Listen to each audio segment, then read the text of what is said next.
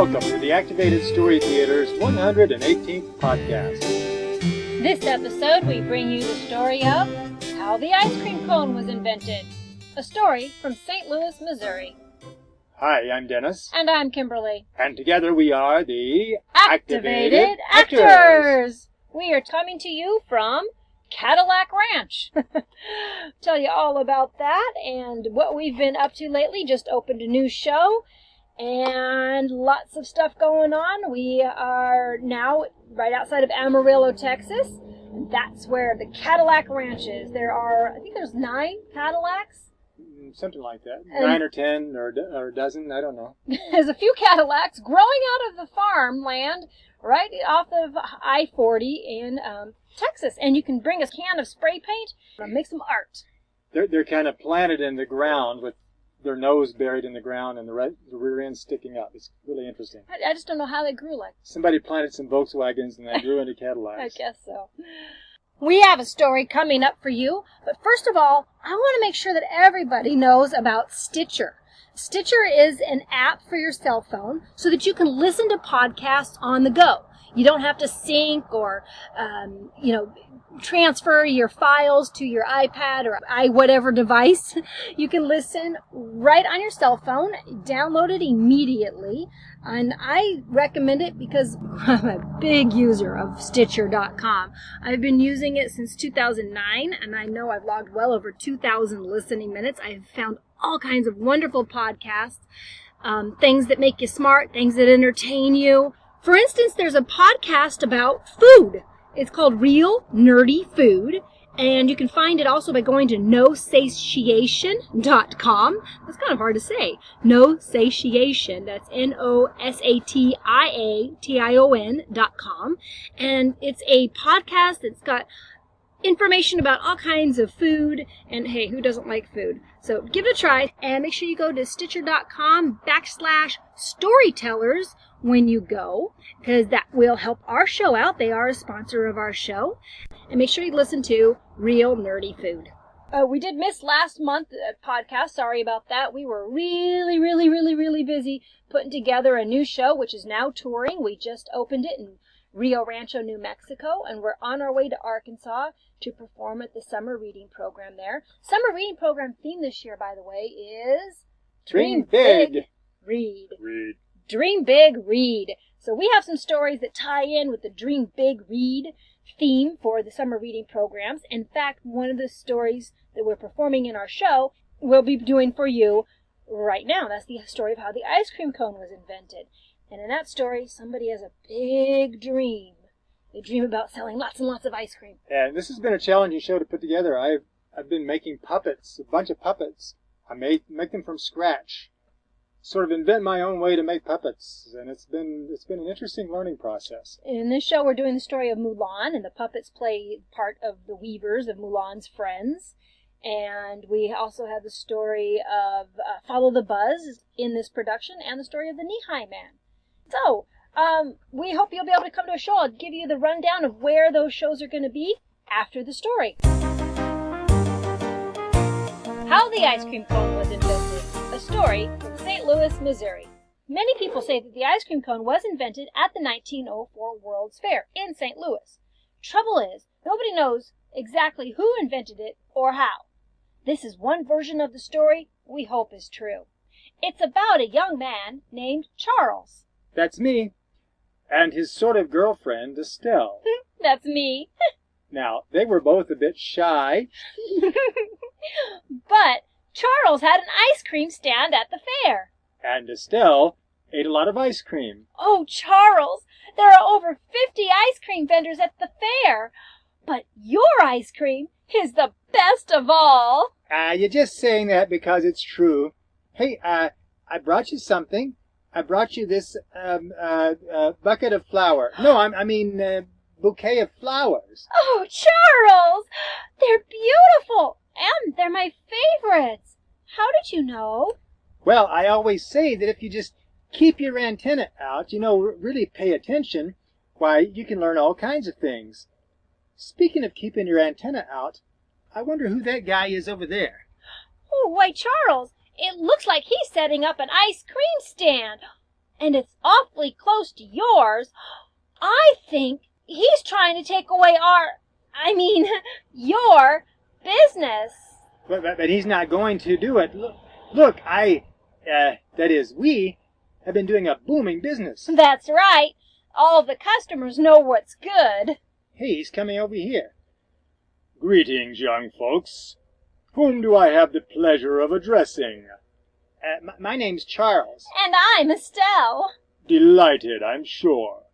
My name is Buford J. Bigger. Bigger's my name, bigger's my game. That's why I'm opening a bigger ice cream stand than yours, so everyone at the fair will come buy ice cream from me. You kids won't get very far with this dinky little matchbox of a stand. Oh, yeah? Yeah. Yeah? Yeah. What makes you so sure?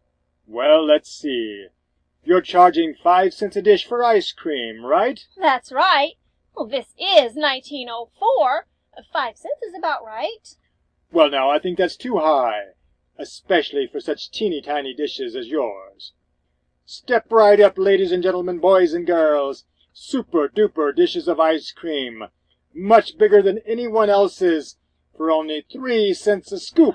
Charles, all of the customers are going over to Mr. Bigger's stand. Oh, I guess we can't blame them, since his price is lower. Well, I guess there's only one thing to do. Ladies and gentlemen, boys and girls, the best ice cream you ever had for only 2 cents a dish. Oh, it seems to be working. The customers are coming back to our stand. Oh, yay! So they want war, eh?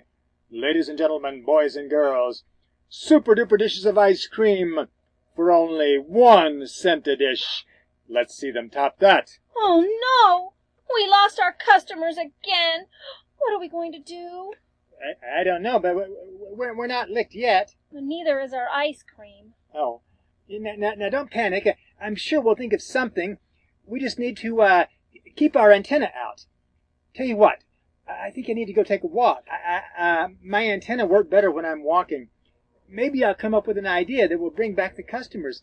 Would you mind keeping an eye on the stand for a while? Oh, I'd be glad to. Take your time. I'm sure you'll think of something brilliant. Thank you. See you soon. Okay, what can I do? Gotta keep the antenna out. Keep the antenna out. What can I see at this World's Fair that might give me an idea? Acrobats? No, I don't have anything for people to flip over yet. A fire eater? No, he might need some ice cream after he's done. Hello, what have we here? Zalabia, get your zalabia. What? Zalabia. It's a treat from my home country, Lebanon. They smell wonderful. What are they? It's sort of like a waffle, only thinner, sweeter, and harder to pronounce. Hey, you know what? I bet these would be really good with ice cream. Of course, they go good with anything, except anchovies. Nothing goes good with anchovies. I have a great idea. I'd like to buy all you've got right now. All I've got? but sir, that's $5. Oh, 1, 2, 3, 4, 5. There you are. Oh, thank you, sir. Thank you. No, thank you. I think you just saved my business. I love this country. Oh, wait till Estelle sees what I've got. Estelle, look what I have. Zalabia. Zalabia? Why, it looks like a waffle, only thinner, sweeter, and more expensive.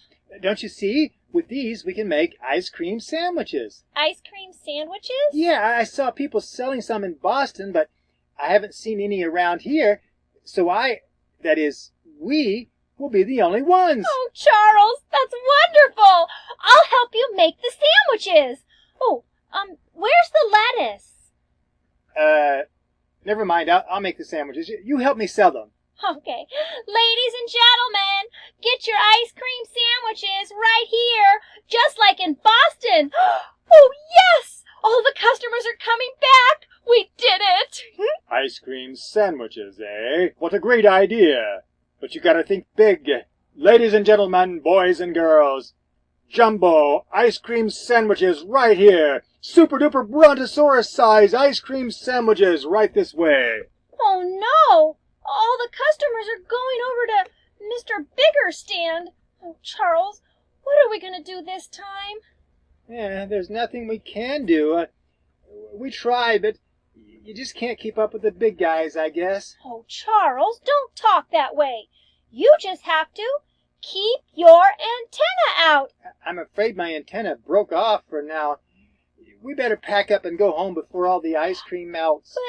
But, Charles... You want to keep these flowers? Oh, of course I do. Here, I'll wrap them in this newspaper. I'll start packing up the ice cream. Look, Charles! That makes a great way to carry flowers, doesn't it? Yeah, that newspaper makes a nice, neat little, cone that should help keep the flowers from dripping on you. You know, I can't help feeling that there's an answer to all of our problems right in front of our noses. If we only had our antenna out far enough. Oh, hey, your ice cream sandwich is melting. Are you going to finish it? Oh, maybe. Hey, do you have anything I could take it home in? Well, the dishes are all dirty. Oh, here, I'll do what you did. I'll wrap this newspaper around it. Yeah. Oh, thanks. Charles, it's getting newspaper all over my ice cream. Oh, drat. Hey, you know what? Maybe if I take one of these things... The zalabia. Yeah, and just roll it up and put the ice cream in there. That might hold it for a while. Oh, thanks, Charles. What a great idea. You know, next year there'll be another fair somewhere. Maybe it won't be as big and grand as this one, but it'll still be a fair with paying customers, and I'll be there. We'll be there. Oh, yeah, that's right. And in the meantime, we will come up with a new idea. We'll come up with something so sensational that it'll bring in so many customers that nobody can take them away. I'm with you, Charles. Say, you should make one of these for yourself. One of what? One of these, things. Eureka! Somebody has just invented the ice cream horn! Well, I suppose we might have to work on the name a bit. You don't like ice cream horn? It's a perfect name. Step right up, ladies and gentlemen, boys and girls, humans of all ages. Behold, the latest marvel of the 20th century, introducing, right here at the 1904 World's Fair, the brand new concept in dessert, the fabulous ice cream funnel! Still not quite right? Well, all right, let's try. The ice cream cone! Oh, yes! We got all the customers back! Oh, maybe we got the best of that bigger guy this time. They're making a sort of ice cream funnel, eh? Why didn't I think of that? Actually, I just did. Don't go away, folks. I'm sure I can make one of those things, too. Hold on, I'll have one ready in a jiffy. How does this work? No fair, they have a head start. Wait, I've almost got it. Anybody got any duct tape? But it was too late. Everyone had heard about the new invention and had come to buy it from the folks who invented it. We're not sure who they were, but they just might have been a young couple named Charles and Estelle. And that's the story of how the ice cream cone was invented. And that is possibly a true story. We found out so much about the World's Fair, and they had 1,500 buildings that they built just for the occasion back in 1904, and then they were all gone. But there is still a park in St. Louis that you can visit right where the World's Fair took place. Yeah, they made all these buildings out of plaster so they could be torn down right after the fair. Really fabulous. If you can look up some old photographs, and really incredible buildings. They were made to be temporary, and so they were all torn down afterward. Lots of great things came out of that fair. The first hot dog. Yes, the hot dog was invented there. Iced tea. Light bulbs were introduced there. Thomas Edison had just invented light bulbs, and they put them on display. And they introduced an early version of the cell phone. That I find remarkable. Yes, amazing. And of course, 1904. 1904. Yes. Wow. It didn't look anything like the cell phones we have now I'm sure it was huge, Mm-hmm. but it was a portable telephone, which was really amazing for that time because not that many people even had telephones at all. No, they were brand new. And the ice cream cone probably, maybe, could have been invented at the 1904 World's Fair. That's one story, anyway. Which is what makes it a folktale. A lot of times things are true, but you're not exactly sure about the facts, and the story gets told over and over and over again, and it kind of stretches and changes, and that's how true stories become folktales. Yes. We know part of the story is true. There was an ice cream seller named Charles Menches, who may have been the person who invented the ice cream cone. And there was a gentleman there from Lebanon selling zalabia. Yes, and his name was Earnest Hamwi. We called him Ernie. And Charles really did like a young lady named Estelle. He did? He did. Did he give her flowers? I don't know. Possibly. Well, that's pretty sweet. Also, what I love about the 1904 World's Fair is they had a huge, huge Ferris wheel. So big that the cars that went around on it were the size of buses, and people would get married in them. It took a long time to ride around the Ferris wheel. It took them like 2 hours or so to make a full revolution. Well, not that long, but maybe an hour. I'm not sure. But long enough to get married. Long enough to get married. It was a huge Ferris wheel. Yeah, I would have loved to seen that. Oh, I get. Before we quit talking about the fair, I got to mention one more thing that came out of the fair. Okay. Have you ever heard anyone say, "Coming down the pike"? No. Well, I haven't heard it too often. The pike was what they called kind of the main thoroughfare, kind of Like the the midway? Yeah, at this fair.